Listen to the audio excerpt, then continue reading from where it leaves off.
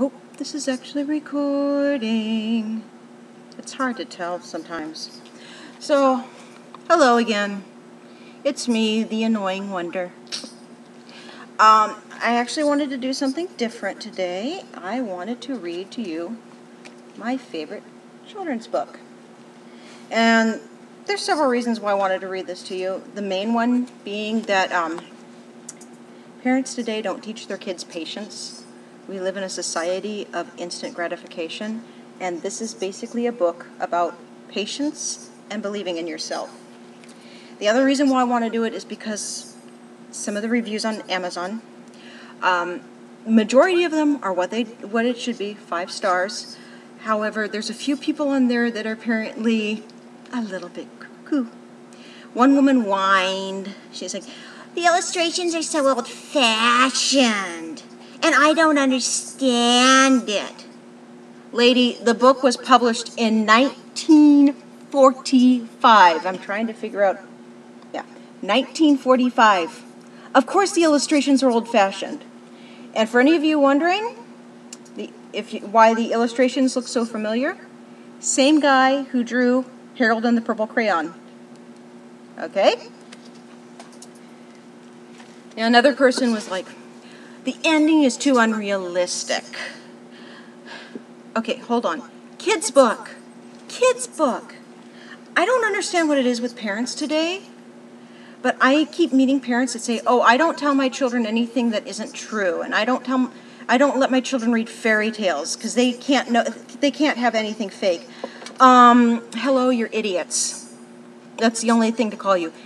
You're denying your children the right to a wild imagination. The best things in life have come from people who, as children, had crazy imaginations. Do you think we would even have a computer or YouTube or anything if it wasn't for the fact that some parent at some point told the future inventors of these things fairy tales, let them read, science fiction? How can you deny your children like that? And also, I just want to say something to the person who said that the ending is completely unrealistic. Booyah! Guess where these came from? My garden. Yeah. Get a load of this. I mean, I know they're not as big as the end as you might think, but they are large for homegrown carrots, right? This one's actually probably a little bit longer. No, actually the other one was longer. Yeah. So, yeah, totally unrealistic ending. And yeah, that's right. Not only are there fat people who actually know what a vegetable is, but some of us actually have vegetable gardens. So, on your stereotypes. Watch. This will be the video that finally becomes viral and ends up on a Fine Brothers Kids React. In which case, I want to say 2 things. Hi, Morgan! And for the fans out there, stop saying how hot Leah is, okay? I don't care if you are her age. It's creepy. Or as she would say, it makes you sound like a creeper. All right? She's a lovely young lady. She is very beautiful and very attractive for a young lady her age. I sincerely doubt that somebody as intelligent as Leah seems to be would want to go out with some little twerp who posts crude comments about her on the internet. Okay? Young ladies, like young men who act like gentlemen and say nice, polite things about them. All right? And it makes you sound like you're some 40-year-old perv when you're making comments like that, okay? You don't sound like somebody her age. You sound like you're... Let's not even get started in case, they do use this for a Kids React, because I don't want the little kids to be traumatized. Yeah. I know, I'm weird. Let's see if I can keep this under 30 minutes for once. So, The Carrot Seed. Story by Ruth Krause. Pictures by Crockett Johnson. I love this book. It's very simple. but such a strong message.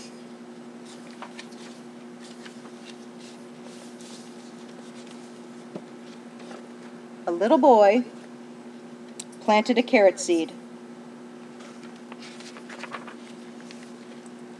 His mother said, "I'm afraid it won't come up."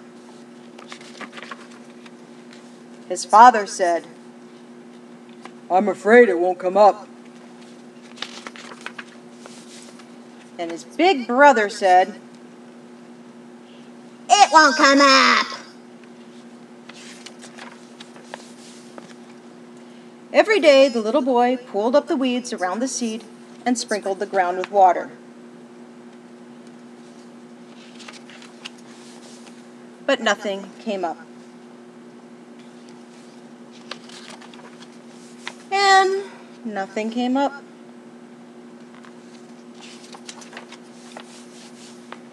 Everyone kept saying it wouldn't come up. But still he pulled the weeds up around it every day and sprinkled the ground with water. And then, one day,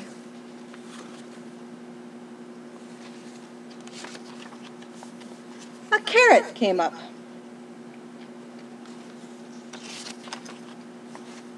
Just as the little boy had known it would. And it's such a simple story, but it really tells you, don't listen to the naysayers who say you can't make it, all right?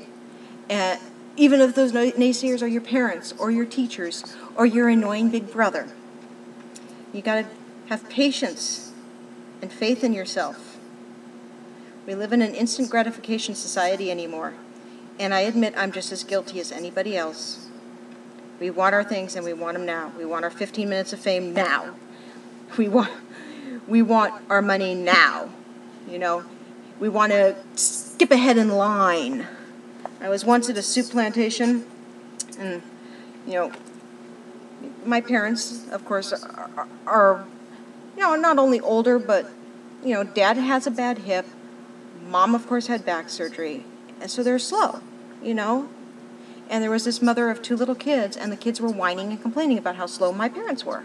So the mother says to them, "Well, if you don't like how slow they are, go around them."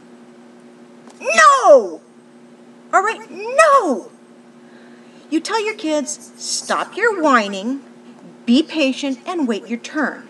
You don't tell them to shove ahead of a handicapped woman who's unsteady on her feet as it is. All right? It's not right. That's not proper parenting. You teach your kids patience. You teach your kids to have belief in themselves. You teach your kids to wait and work hard, like the little boy in the carrot seed. He worked hard, and he was patient, and he waited, and he didn't listen to all the naysayers. And I know there's some people who have a problem with the book because it's parents. You can substitute anything. Like, if you watched any of my other videos, you know the story of my 6th grade teacher and how horrible she was to me. She wasn't the only teacher who was horrible to me. I had more than a few who put me down because I didn't fit in, or I didn't follow their belief system, or it was just crazy. Most of my teachers liked me, though. I was a little bit of a teacher's pet, admittedly. But there's always going to be people who put you down and don't believe in you. And you got to teach your kids to ignore them, believe in themselves, have faith, and have patience. Okay? You don't teach them to skip ahead in line. That's the wrong thing to do. Period. End of discussion there. Teach your kids patience. Teach your kids respect. You don't teach your kids to push ahead of people, and that's not respectful. So that's, but it also bothered me the way some of the people were on Amazon, admittedly. And yeah, sure, the reviews are old, but, it's like, don't you get it? One person's like, "Oh, only little kids like this book, and once they're a year old, they won't like it anymore." Lady, I'm 35 years old, and I still love the book. All right?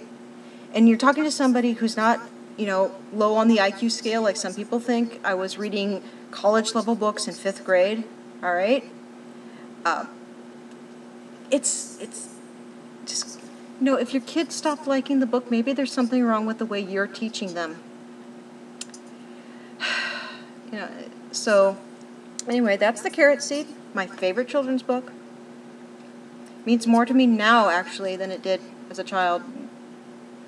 You know, because I'm learning to believe in myself a little bit more, even though people still put me down all the time, right? And still, big carrot! You know who else loves carrots? My dog, Minnie. I actually have a video of her playing with a carrot. You know, she's 7 teeth and she still manages to eat. I only give her baby carrots, though. So that's it. That's The Carrot Seed. I know I should, like, hold up a big The End sign or something, but I wanted to just go ahead and wing it.